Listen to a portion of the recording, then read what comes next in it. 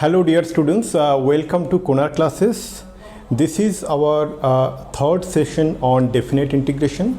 In the first session we discussed about the definite integration as a limit of a sum, and we did one representative problem by finding the value of the definite integration using the limit of a sum. In the second session we solved one definite integration using the limit of a sum. Now in this session, that is the third session, we are going to discuss that area function, okay, and then we will discuss the first fundamental theorem of integral calculus and the second fundamental theorem of integral calculus. But what is very important to know is that what is an area function. Okay dear students, so if you recall, when we discussed in the first session of definite integration, what is the significance of definite integration? What is meant by that integration a to b fx dx? So this is nothing but the area bounded by the curve. Suppose this is the curve y equal to fx, okay, and there are two ordinates. This is the ordinate, this is a, x equal to a, and this is x equal to b. Okay, so this is x-axis, this is negative direction of x-axis, this is y-axis, this is negative direction of y-axis, and this is origin. So what we understood, dear students, that integration a to b fx dx is nothing but the area bounded by the region. If we say p, q, r, s, these are the points. So it is bounded by the region, area of the region bounded by p, r, s, q, p. Okay. Now let us take a point x between a and b. So let us take a point x between a and b. Now if we make, so let us take the point p here, this side. Okay. Now if we make this region shaded, then what is the area of this region, dear students? The area of this region, if we write it here, the area of this region will be integration a to x fx dx. Correct? For our convenience, we take that function fx is greater than 0. But that is also possible if you take some other values also. Fx is less than 0, then also it is fine. Now, if we take a point x between a and b, then integration a to x fx dx is a function of x. How? If we vary x, that means if we make x towards b or towards a, we will see this value is changing.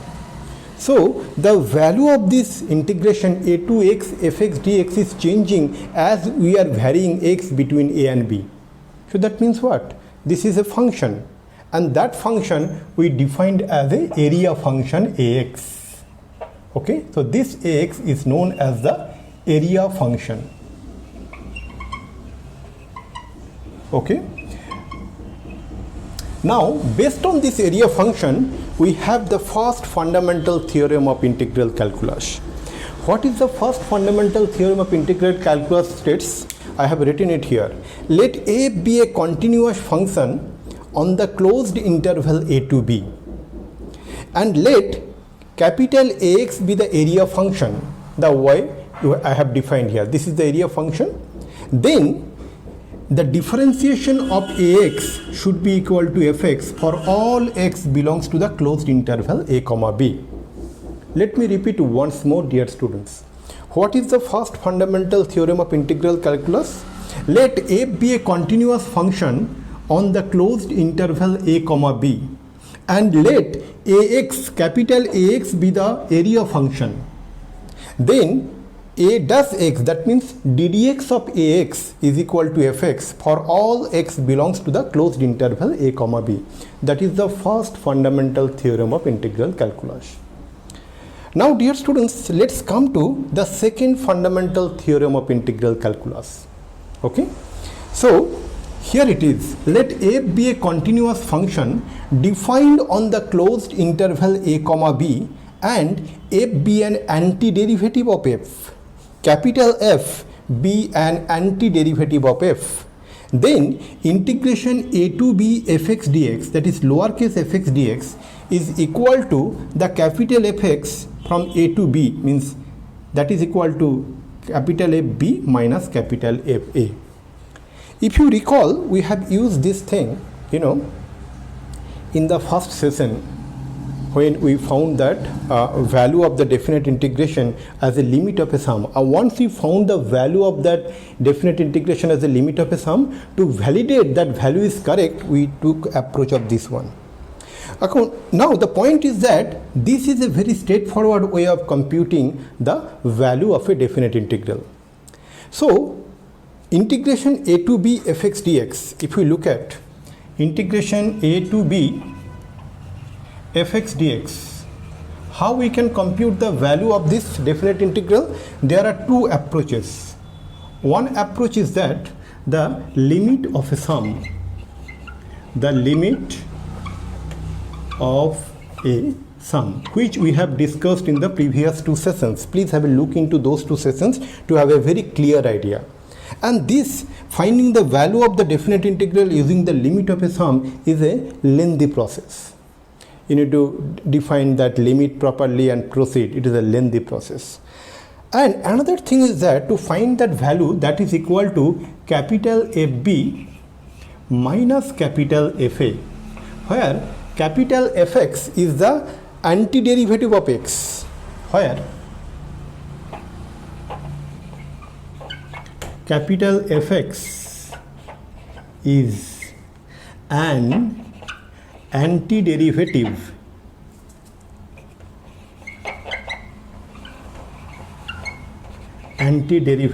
of lowercase fx. Okay, so now computing the value of the definite integral a to b fx dx using the approach of capital FB minus capital FA is much more simpler than the finding the value of the limit of a sum, and we will use it. And before we proceed further in solving some questions, one thing let me tell you, that function fx, that is the integrand fx, must has to be defined and continuous in the closed interval a comma b in order to have the definite integration exist. Okay, let me explain you by means of a counter example. Okay, so let me write it here. Suppose we have a definite integration, suppose it is minus 2 to 3. We define the function x into square root of x square minus 1 dx. Okay, the value of this definite integration cannot be correct one. Why Because this function is not defined in the interval minus 1 to plus 1. Okay, how? So let's see it here. So if we look into this one, let me write it here. Okay,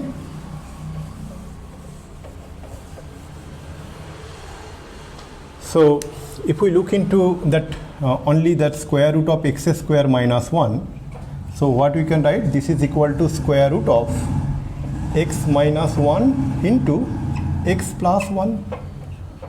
Now inside square root of x minus 1 into x plus 1 will be defined only when that x minus 1 into x plus 1 is greater than equal to 0.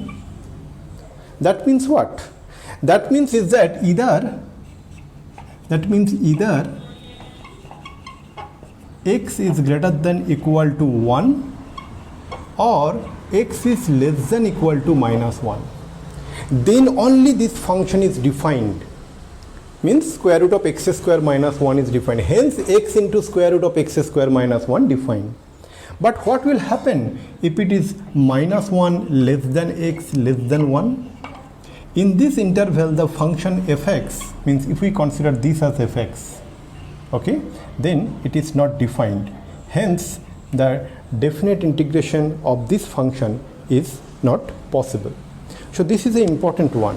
So whenever we consider the definite integration of a to b fx dx, that function must be continuous and defined in the closed interval a comma b. Okay, dear students, so we have good amount of understanding.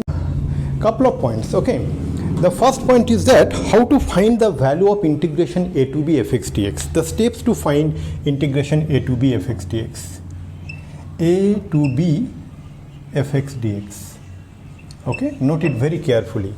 First, what we will do, we will consider that as if we are finding that indefinite integration fx dx. That is the step 1. Okay, how to find the value of integration a to b fx dx. First, we will consider the indefinite integration fx dx. Then what it will be? It will be a function something like that, capital Fx plus one integrating constant c. Correct or not? After that, what we will do in the step 2,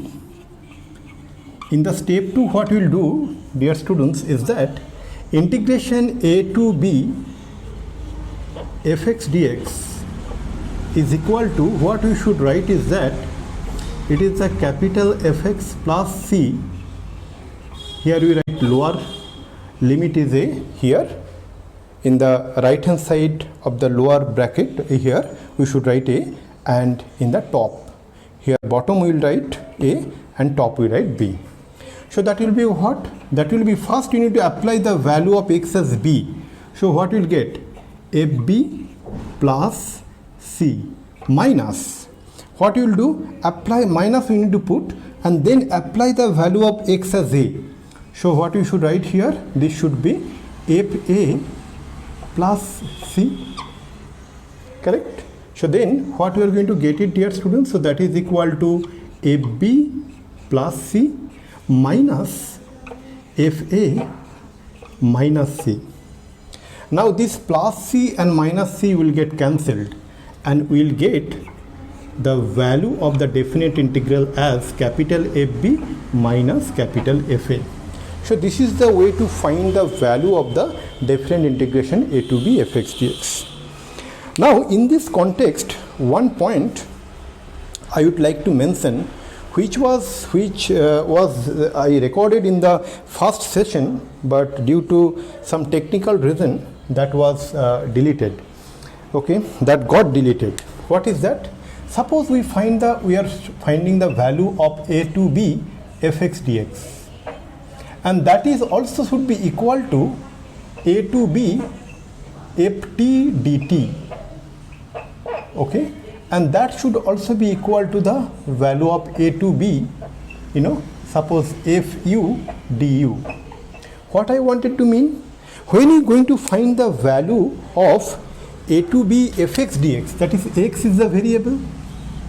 When you find the value of a to b integration ft dt, that is t is the variable. And when you find the value of integration a to b fu du, so in this case the variables are x, t and u. In all these cases, we get exactly the same value of this definite integration, because we know this definite integration has a definite value, hence it is definite integration. So suppose the value of a to b fx dx is p, then the value of a to b ft dt should also be p, and value of integration a to b fu du should also be p. Then what we get, dear students? So we get the value of all this integration p, then means what? It doesn't depends on this variable x, t or u. Hence it is known as, these are known as dummy variable. Okay. Okay, dear students. So now let's proceed to solve some definite integration question. Okay. The first question is that integration 2 to 3x square dx. 2 to 3x square dx. What we should do, dear students, here? So here first we will consider what? That integration x square dx. Integration x square dx is what? That is equal to x to the power 3 by 3. Okay, and here you write 2 and 3. You don't need to write any integrating constant here, because as we just saw that integrating constant will get cancelled. So then what it will be? First we will apply the value of x as 3. Then what it will be? 3 to the power 3 by 3 minus apply the value of x as 2. That should be 2 to the power 3 by 3. 2 to the power 3 by 3. So that is equal to 1 by 3 into 3 to the power 3 minus 2 to the power 3. Okay, and we can find the value that is equal to 19 by 3. That is equal to 19 divided by 3. Now let's proceed to the next question, dear students. Okay, the next question I am writing it here. Okay, second question. Okay, the question here is that integration 4 to 9 square root of x divided by 30 minus x to the power 3 by 2 complete whole square into dx. Okay, so how to approach this one?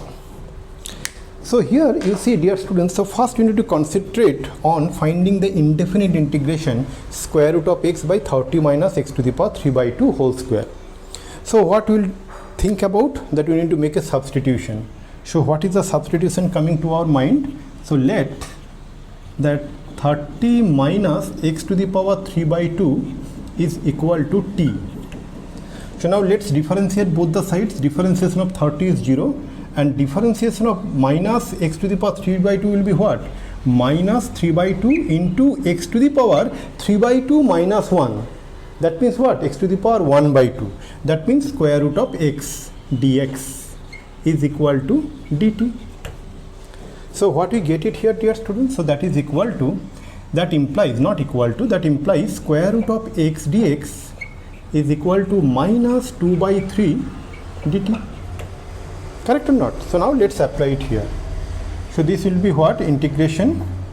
Okay, what we can find is that, so let's first find, as I was telling, that the indefinite integration.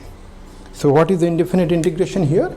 Integration square root of x dx divided by 30 minus x to the power 3 by 2 complete whole square. So that is equal to what, dear students? So square root of x dx is equal to minus 2 by 3 dt. So minus 2 by 3 is a constant, so we took it outside of the integration. So here it is dt, and 30 minus x to the power 3 by 2 is 2, so dt by t square.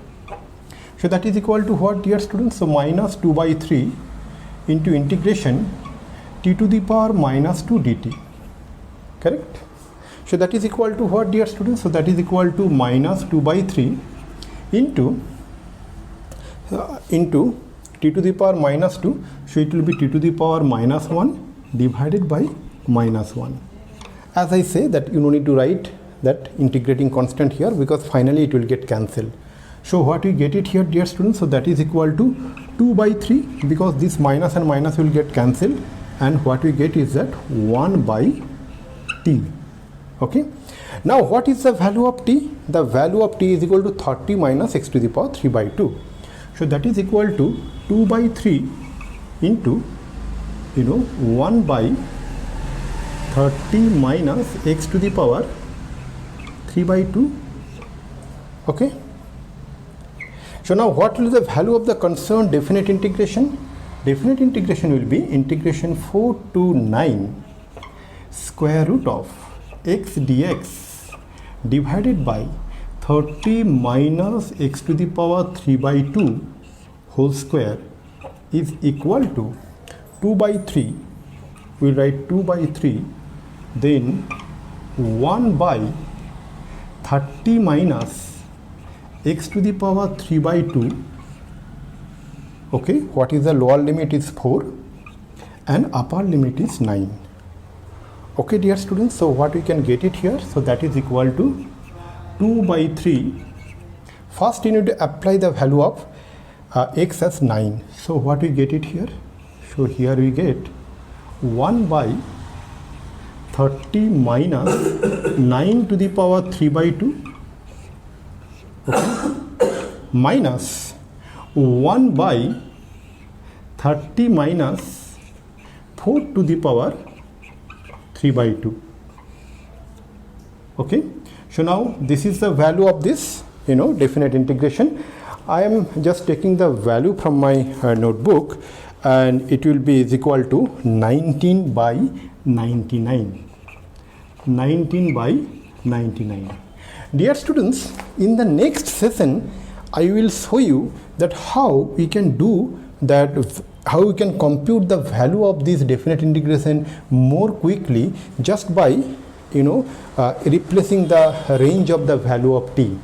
Okay, the t is a variable. As x is varying from 4 to 9, t should also vary accordingly based on this equation, and that I will show you in the next session, and that is by means of the substitution. Here also we did the substitution, but here we did the substitution for the indefinite integration.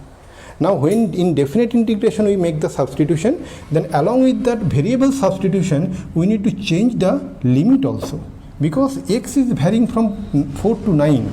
So t will vary from, in this equation, based on this equation, 30 minus x to the power 3 by 2. We will see in the next session. Now let's proceed to the next question, dear students. Okay.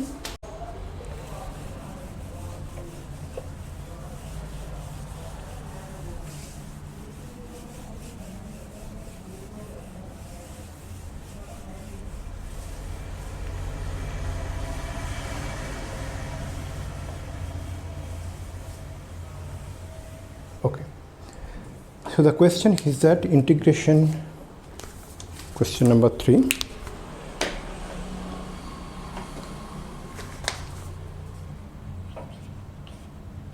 Here it is, integration 1 to 2 x dx divided by x plus 1 into x plus 2. So how to do this thing, dear students? So first what you need to do is that this is a case of partial fraction. So what you should write, x by x plus 1 into x plus 2, that we write as capital A by x plus 1 plus capital B by x plus 2, where capital A and capital B are real constants and its value we need to find. So from here what we get, dear students, so x is equal to capital A into x plus 2 plus capital B into x plus 1.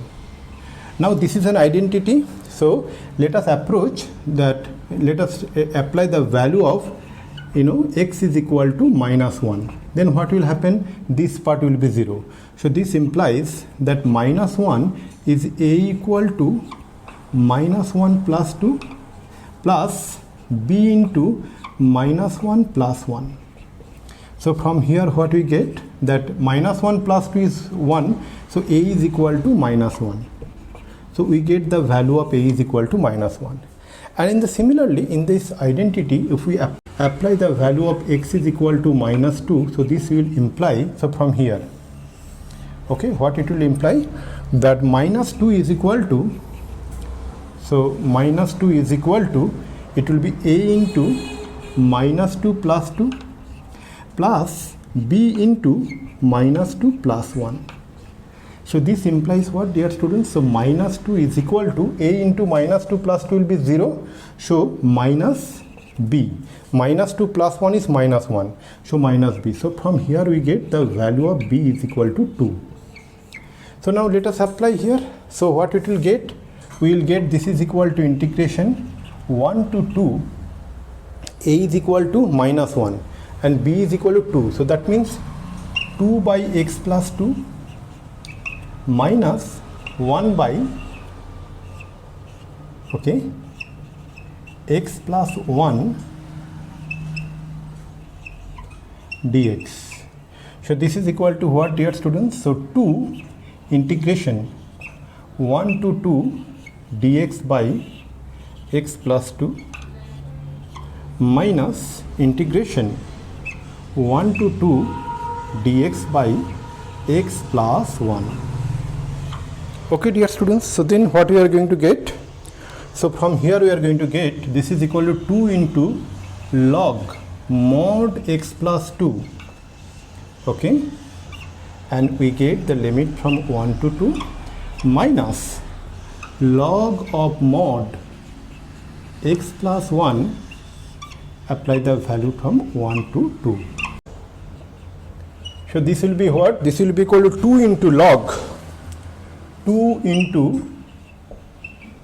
log 2 plus 2, that is log of mod 4, that means 4, plus okay, here it is 2 into log 2, 2 plus 2 log 4, and then here it is minus log of 1 plus 2 is mod 3 is 3. So first bracket is sufficient, right? And then minus what we get, log of 2, so log of 2 plus 1 log of mod 3, that means log 3, minus 1 we are keeping here, log 1 plus 1 is log 2, so log 2. So this is equal to what, dear students? So 2 log 4 minus 2 log 3 minus log 3 plus log 2, that is equal to what, dear students? So that is equal to log 2 log 4 means log 4 to the power 2 minus 2 log 3 means log 3 to the power 2 minus log 3 plus log 2. So that is equal to what? Log of log 4 to the power 2 into log 4 to the power 2 plus log 2. So that means log 4 to the power 2 into 2 minus if we take common, then log of 3 to the power 2 plus log 3, that means minus of log 3 to the power 2 into 3, that is equal to log 4 to the power 2 is 16, 16 into 2 is 32. So log 32 minus log 3 to the power 2 is 9, 9 into 3 is 27, so 27. So what is the value we are getting? We are getting the value as log of 32 divided by 27, and this is the value of this 1. Okay, now let's take the next question. So as I was telling that please do along with me, then it will give you the much confidence. Okay, the next question. So the question here is that question number 4, we need to find the value of the definite integration 0 to pi by 4 sine cube 2t into cos 2t dt. Okay, so how to approach this one? So let's take. So here first we make the substitution, that let sine 2t is equal to u. That means it will be cos 2t, sine 2t differentiation of cos 2t into differentiation of 2t, that is 2, using chain rule. That means 2 cos 2t dt is equal to du. That implies what? Cos 2t dt is equal to 1 by 2 into du. Correct? So how to find this one? So we are going to find the value of the indefinite integration, that is equal to sine to the power 3 2t into cos 2t dt. So that is equal to what? Integration sine 2t is equal to u. So sine to the power 3 2t means u to the power 3, and cos 2t dt is equal to 1 by 2 du. So du and 1 by 2 we can take outside of this integration. So what we are going to get it here? So that is equal to 1 by 2 into u to the power 4 divided by 4. Correct, dear students? So what we are going to get? That is equal to u to the power 8 divided by 8. So let's apply it here. So then what we are going to get? So now what is the value of u? U is sine 2t. So that means that is equal to sine 2t power 8 divided by 8. So what we write here then? The value of this integration is coming, that sine to the power 2t, okay, power 8 divided by 8, where t is varying from 0 to pi by 4. So this will be what, dear students? So if we compute the value here, this will be equal to, that first we apply t equal to pi by 4. If t is pi by 4, that means 2t is equal to pi by 2. So that is equal to 1 by 8 into sine pi by 2 complete power 8 minus, if we apply t equal to 0, it will be 1 by 8 into sine 0 power 8. So what is the value of sine pi by 2? Value of sine pi by 2 is equal to 1. So that will be equal to 1 by 8 minus sine 0 is 0, so it will be 0. So that is equal to 1 by 8. So this is the value of this definite integration. So with this, let me conclude the session here, dear students. So in the next session, we will perform definite integration using the method of substitution. Till then, stay tuned. Wish you all the very best. Thank you. Bye.